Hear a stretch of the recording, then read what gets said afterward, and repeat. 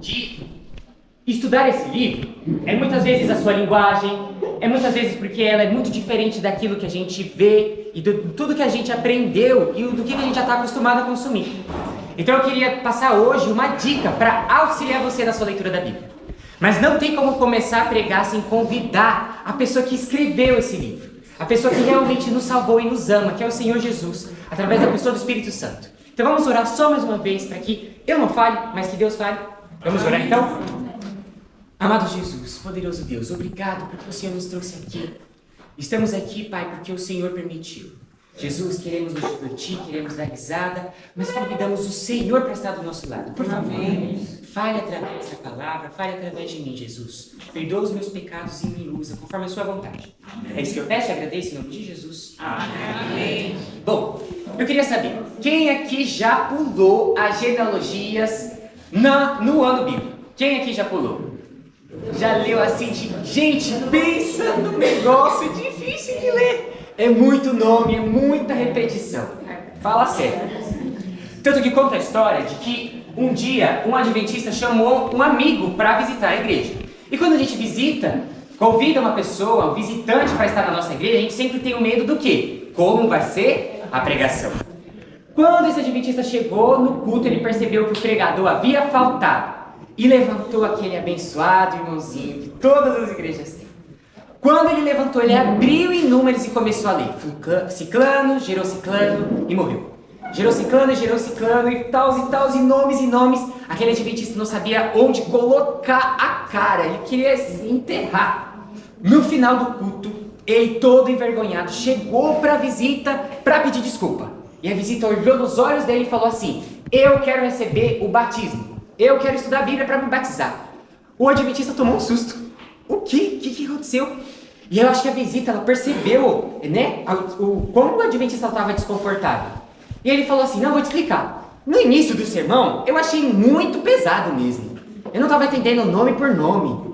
O fulano nasceu, gerou tantos filhos, viveu tanto tempo e morreu. E outro fulano viveu tanto tempo, gerou tantos filhos e morreu. Só que depois eu comecei a pensar: eu já nasci.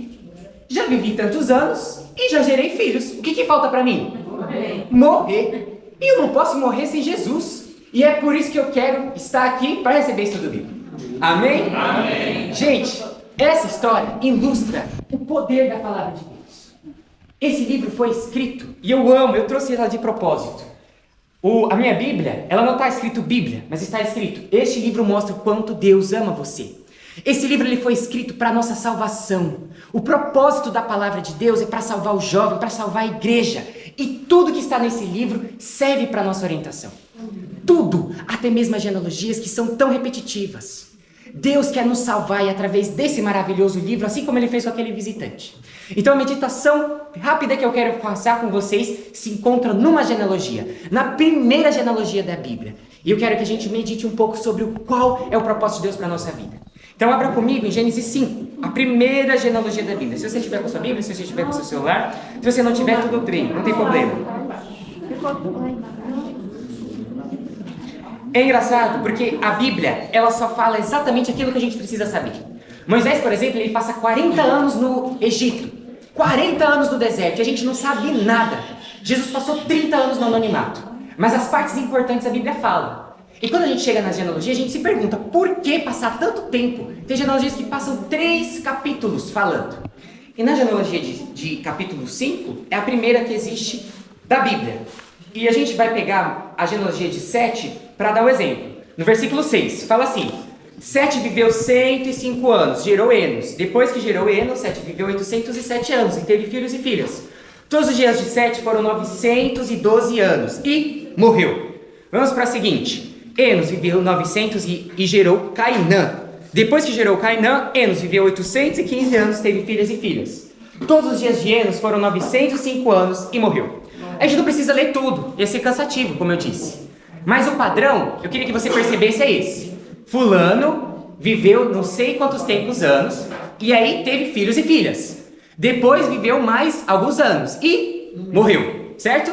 Então qual que é o padrão? Viveu, gerou, morreu. Comigo, viveu, gerou e morreu, certo?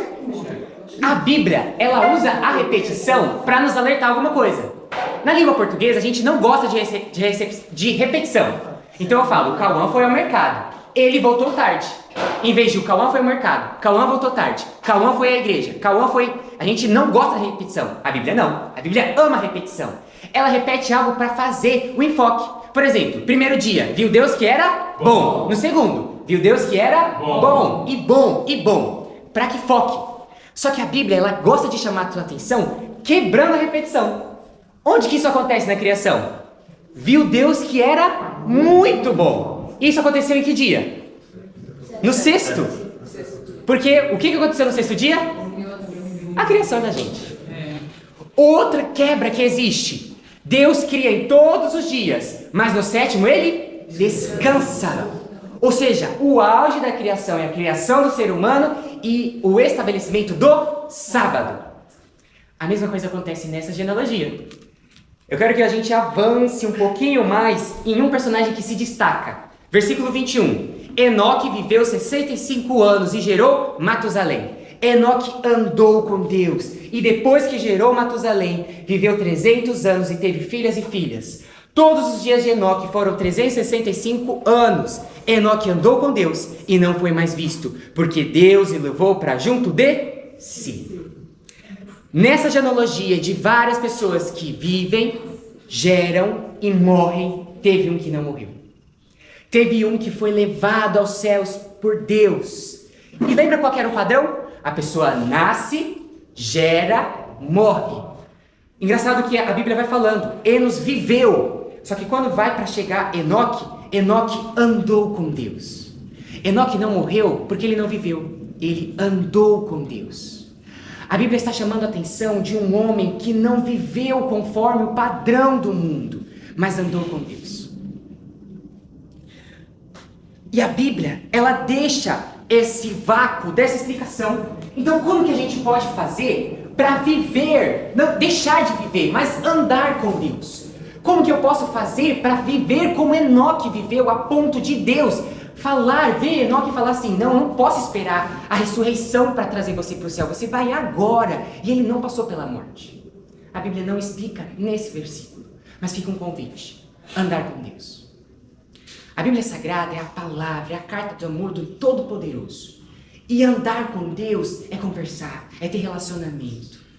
O restante desse livro aqui, de capa a capa, vai falar de personagens que andaram com Deus para que nós, jovens adventistas do ano de 2026, possamos também viver com Deus. Amém. A genealogia é uma parte tão difícil da gente entender, mas uma coisa que tem preciosas verdades para a nossa vida. Imagino que tem no restante das páginas sagradas. Como será a nossa vida? Como que será a citação da nossa genealogia? Cauã andou com Deus, viveu e morreu. Esse é o convite da palavra de Deus em uma genealogia, o convite para andar com Deus. Lembra que eu falei que o único propósito da Bíblia, ou melhor, claro que não é o único, mas o propósito da Bíblia é nos salvar? Pois assim como Enoque, Deus quer que nós passamos da morte eterna para a vida eterna. Amém. Queridos, esse precisa ser o nosso livro. Deus quer andar com a gente. Deus quer passar esse dia com a gente. Amém. Desde a piscina, desde as conversas, das risadas. Deus quer passar os momentos bons e os momentos difíceis. A gente precisa andar com Ele. E meu sonho é encontrar você, assim como vamos encontrar Enoque no céu. Amém. Porque andamos com Ele. Vamos orar então? Depois a gente vai ouvir uma música com os jovens, né? Depois a gente fazer oração. Quero que os jovens levantem junto com a gente também, tá bom? Vamos levantar para a gente fazer oração?